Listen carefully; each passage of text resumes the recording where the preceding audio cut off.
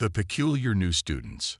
Dr. Vextera straightened her ceremonial robes as she glided through the crystalline corridors of the Galactic Academy of Xenobiology. Her iridescent scales shifted through shades of deep purple to azure as she reviewed the incoming class roster on her neural interface. Something was definitely wrong with the admission algorithm this cycle. The professor's secondary breathing chambers constricted as she reread the species designation for 3 of her new students: Homo sapiens, humans, Class 12 Deathworlders. In her introductory survival course, "Computer, verify these admission records," she commanded, her tail twitching with agitation. The artificial intelligence chimed its confirmation. The records were correct. 3 humans had indeed been assigned to Xenobiology Survival 101, a course typically reserved for species from Class 3 worlds and below. The massive doors to the lecture hall slid open with a soft hiss. Already present were the usual array of students, crystalline Proxians who sparkled in the artificial light, gelatinous Melberry, who had arranged themselves into the Academy's standard humanoid configuration, and several gaseous Valorians contained within their environmental fields. Then she saw them. The humans were impossible to miss, their solid forms practically radiating barely contained energy. They sat together near the front, and to Dr. Vextera's horror, they appeared to be consuming nutrient packets in her classroom. One of them, a female with dark curly hair, was actually drinking a steaming beverage. "Welcome, students," Dr. Vextera announced, trying to maintain her composure. "I am Dr. Vextera, and this is Xenobiology Survival 101. Before we begin, I must address an unusual situation." She fixed her compound eyes on the 3 humans. "It appears there has been a potential error in placement." "Oh, no error, Professor." The human female spoke up cheerfully, setting down her drink. "I'm Sarah Chin, and these are my colleagues, Diego Martinez and Aisha Patel. We specifically requested this course. We're part of the new exchange program." Dr. Vextera's scales rippled in confusion. "But surely you understand. This is a basic survival course. For species from low-challenge environments, the scenarios we will face would be considered," she paused, searching for the right word, "rather mild by your standards." Diego, a broad-shouldered human with a ready smile, raised his hand. "That's exactly why we're here, Professor. We're studying xenobiology with a focus on helping other species adapt to various environments. What better way to understand the challenges they face?" The professor's neural interface pinged with a priority message from the Academy Board. To her dismay, it confirmed the human's presence was not only intentional but encouraged as part of a new initiative to promote interspecies understanding. "Very well," she conceded, her scales settling into a resigned lavender hue. "Let us begin with an overview of the course objectives. You will face a series of carefully controlled environmental challenges designed to test your basic survival capabilities. These will include variations in gravity, atmospheric composition, temperature, and—" "Excuse me, Professor," Aisha interrupted, her dark eyes bright with interest. "Will we be working in teams? Because I've got some great ideas for helping species with different environmental tolerances compensate for their limitations." A Proxian student's crystalline structure vibrated with anxiety. "Helping us? Of course." Sarah beamed. "That's why we're here. Did you know humans have developed thousands of different technologies just to help us survive our own planet's varying conditions? We've got so many tricks we can share." Dr. Vextera watched in fascination as the humans began enthusiastically explaining concepts like layering for temperature control and atmospheric filtration techniques to their increasingly interested classmates. The Melbari were particularly intrigued by something called moisture-wicking fabric. Perhaps, she reflected, adjusting her lesson plans on her neural interface, this term would be more interesting than she'd anticipated. She just hoped the classroom's reinforced structure could handle whatever these Deathworlders considered mild activity. "Now then," she announced, regaining control of the discussion, "let us begin with our first practical exercise. Today we will be testing your response to a simple gravitational variance of 0.2 standard units. The humans exchanged glances and poorly suppressed grins. Dr. Vexterra had a sudden, distinct feeling that her carefully calibrated mild challenges were about to be completely redefined. The gravity of the situation. The Academy's environmental chamber hummed with power as Dr. Vexterra initiated the gravity protocols. Her scales had settled into a professional shade of blue-green, but her tail still twitched nervously as she observed the assembled students through the reinforced observation window. Today's exercise will test your adaptation to varying gravitational conditions, she announced over the chamber's communication system. We will begin with a mild increase to 1.2 standard gravity units and gradually. Excuse me, Professor, Diego interrupted, already suited up in what the humans called workout gear, rather than the standard protective equipment. Just to clarify, when you say standard gravity units, are we using Earth normal as the baseline? Dr. Vexterra's scales flickered purple with confusion. No, we use Galactic standard. Earth gravity is. She checked her neural interface and her secondary heart nearly stopped. By the void, your planet operates at 2.3 standard units. Oh good, Sarah said, stretching casually. So this should be like a light recovery day. I was worried we might have to actually exert ourselves. The other students stared at their human classmates with a mixture of horror and fascination. A Proxian student's crystalline structure emitted a high-pitched harmonic of distress. Recovery day, Dr. Vexterra managed to ask. Sure, Aisha explained, helping a nervous Melbury adjust their containment field. You know how it is, after a good workout in Earth gravity, it's nice to do some light movement in reduced gravity to help with muscle recovery, though usually we go lower than 1.2 standard units for that. The professor watched in growing amazement as the humans began demonstrating various warm-up exercises to their classmates. Diego was teaching a group of Valorians something called jumping jacks, their gaseous forms attempting to mimic his movements within their environmental fields. Now remember, Sarah was saying to a group of Proxians, in lower gravity, you need to be extra careful with your movements. No sudden. The gravity increased to 1.2 standard units. The effect on most of the class was immediate. The Proxians sank lower to the ground, their crystalline structures straining to maintain cohesion. The Melbury compressed noticeably, their usual humanoid shapes becoming more blob-like. The Valorians' environmental fields pulsed with the effort of maintaining position. The humans, on the other hand, looked like they were at a party. This is amazing, Diego exclaimed, executing a perfect backflip.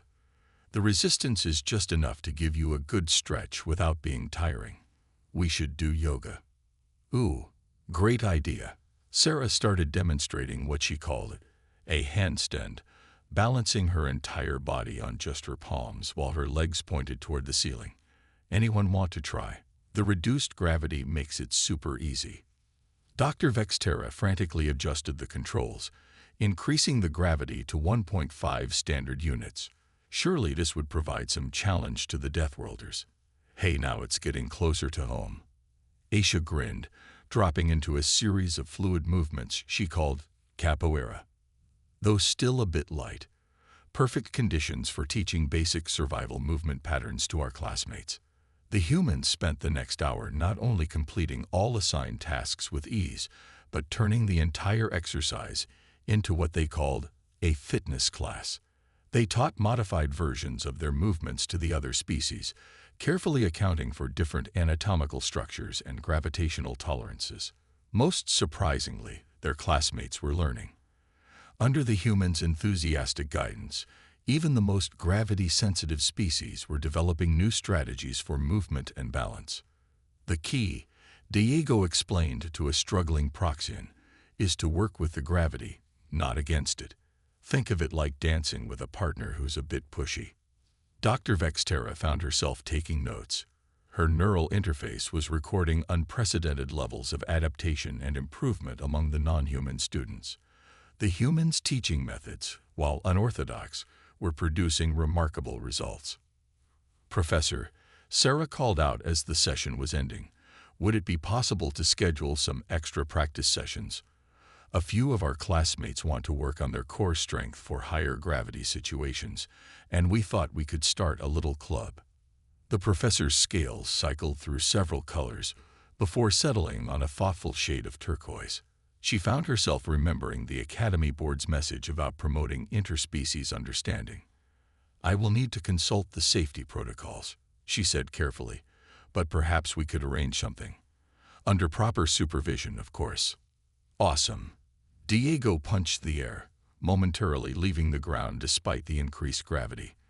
"We can call it cross-species training." As she watched the humans high-fiving their classmates, or the nearest anatomical equivalents, Dr. Vexterra realized she needed to completely reconceptualize her understanding of basic survival skills. She also needed to requisition much more robust environmental shift. "Maybe don't look up free solo climbing just yet. Let's master the basics first." Dr. Vexterra found herself making notes for a research paper. The human's approach to survival, treating environmental challenges as opportunities for growth rather than threats to be endured, was revolutionizing her understanding of adaptation theory. As the session concluded, not a single student had required emergency teleportation. Instead, they were gathered in groups, excitedly discussing strategies for the next challenge, and something the humans called weekend training sessions. "Professor," Sarah approached, her eyes bright with enthusiasm, "we were thinking, would it be possible to organize an interspecies survival competition? Nothing too intense, just some friendly challenges to help everyone practice their new skills." Dr. Vexterra's scales shifted through several colors before settling on a shade of cautious optimism.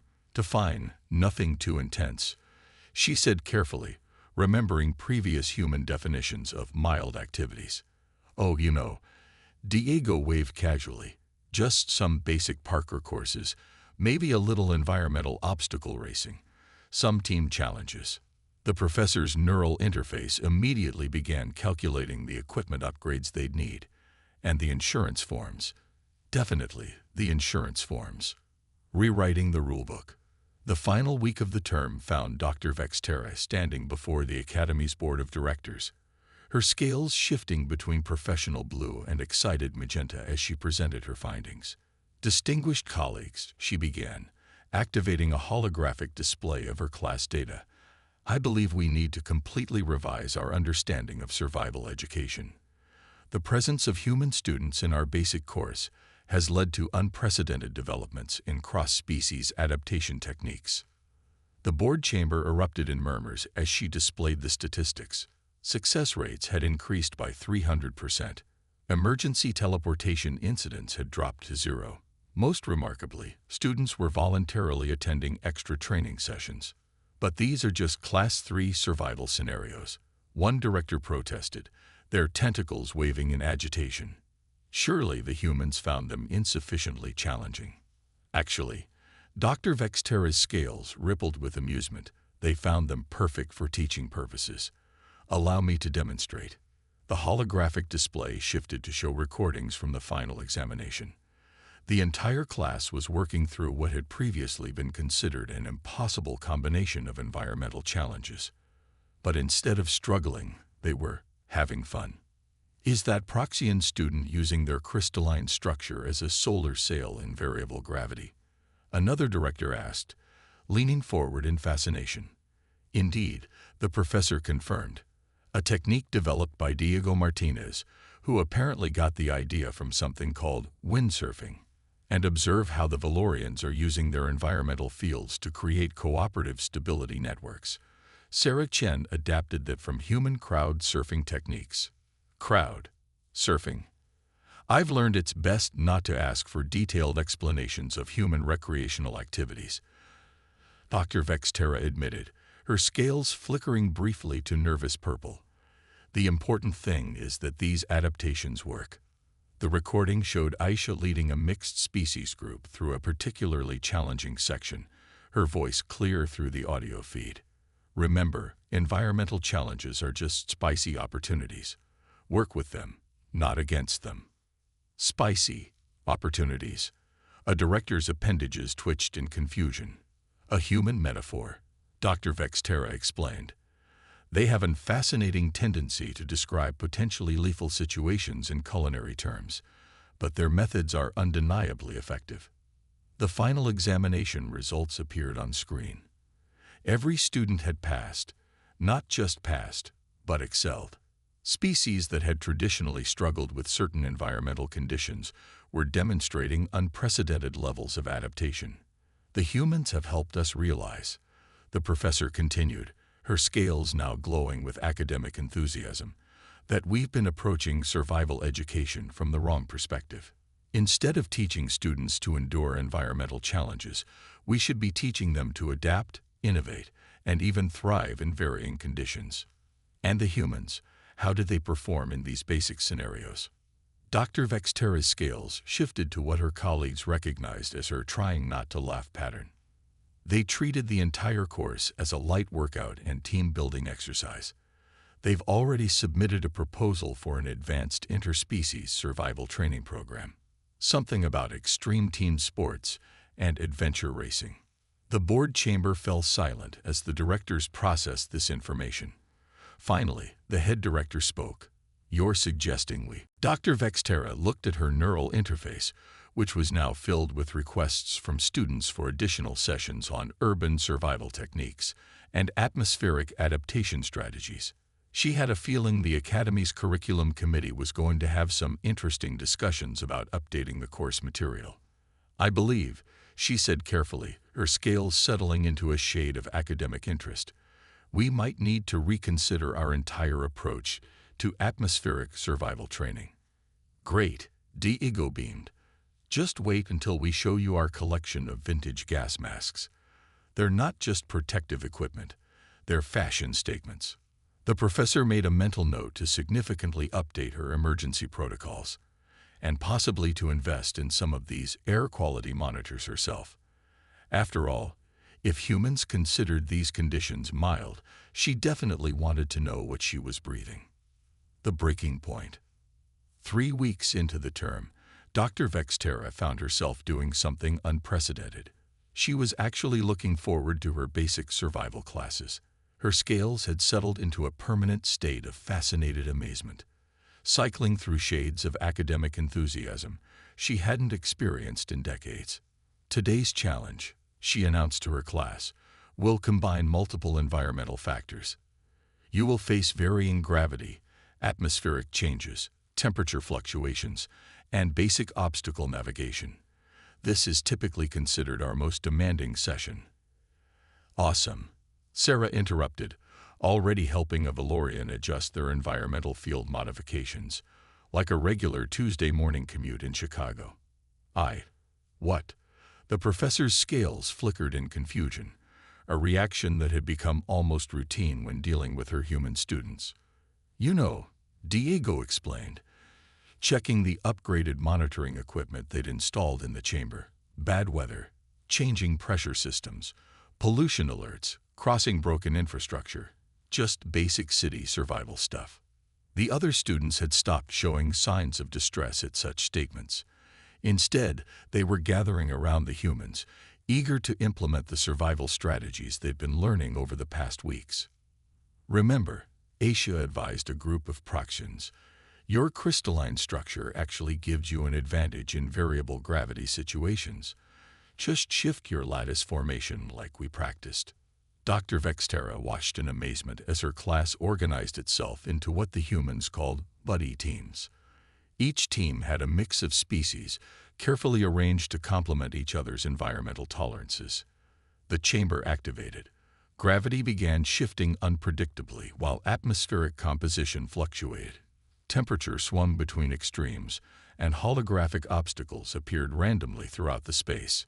In previous years, this session had resulted in multiple emergency teleports and at least one memorable incident involving a Melbury student who had to be scraped off the ceiling. This year, however, something very different was happening. Valorian team, you've got this, Sarah called out, guiding the group through a particularly challenging gravity wave. Use your environmental fields to help stabilize the Proxians, remember the surfing technique we practiced? Melberry squad, looking good, Diego encouraged another team.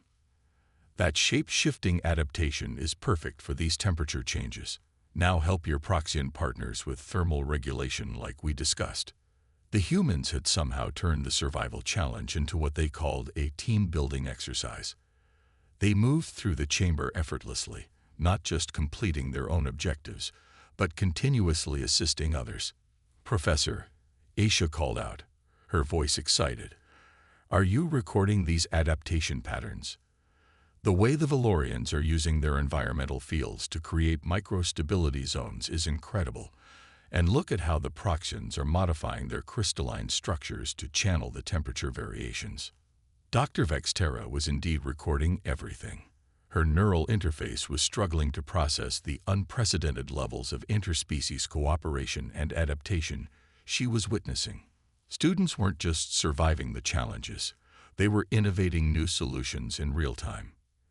The key, she heard Sarah explaining to a mixed group as they navigated a particularly complex obstacle, is to stop thinking of environmental challenges as problems to endure. They're opportunities to adapt and improve. Like how humans turned your planetary disasters into leisure activities. A Proxian student asked, their crystalline structure glowing with what the professor's interface identified as amusement. Exactly. Diego grinned. Everything's more fun when you're not worried about survival. That's why we invented extreme sports. Although, Aisha added thoughtfully, helping a Melberry reform after a particularly dramatic gravity, environmental chamber equipment, and possibly some of what the humans called sports drinks. Apparently, they were essential for what was coming next. Toxic trials. Dr. Vexterra's neural interface pinged with multiple warning notifications as she reviewed the atmospheric chamber's readings. The humans had been in her class for 2 weeks now, and each day brought new surprises and new requisition forms for upgraded equipment. Today's challenge, she announced, trying to keep her scales from betraying her anxiety with their color shifts, involves adaptation to various atmospheric conditions. We will begin with a simple mixture containing elevated levels of carbon dioxide and reduced oxygen. Oh, like Mexico City. Diego's eyes lit up. Or Beijing on a bad day. What? The professor's scales rippled in confusion. You know, smog conditions, Sarah explained cheerfully. Though I'm guessing this is going to be pretty mild compared to the air quality during rush hour in most Earth megacities. A Valorian student's environmental field pulsed with curiosity. Your species deliberately lives in toxic atmospheric conditions. Well, we try to clean it up, Aisha said, pulling out what appeared to be a collection of face masks from her bag. But yeah, a lot of our cities have air quality issues. That's why we've gotten really good at adaptation and filtration techniques. Here, let me show you some basics. Before Dr. Vexterra could intervene, the humans had distributed their urban survival gear to the entire class. They were demonstrating proper mask-fitting techniques to the solid-form species while offering fascinating suggestions for atmospheric filtration modifications to the Valorians' environmental fields. The really cool thing about N95 masks, Diego was explaining to a fascinated group of Proxians, is how they use electrostatic attraction to trap particles. I bet we could modify the principle for your crystalline structures. Professor, Sarah called out, before we start, would it be okay if we set up some air quality monitors? We brought a few different types, and it would be really helpful for the other students to learn how to read them. Dr. Vexterra found herself nodding before she fully processed the request. Her carefully planned lesson on basic atmospheric survival was rapidly transforming into what the humans called a workshop on urban adaptation strategies. The chamber's atmosphere began to change. The oxygen levels dropped while carbon dioxide increased. Most species would find these conditions challenging, even with protective equipment. The humans, however, looked disappointed. That's it. Aisha checked one of their monitoring devices. This is cleaner than my apartment back on Earth. We can't teach proper survival techniques in air this pure. Perhaps, Dr. Vexterra suggested. her scales now showing bands of incredulity.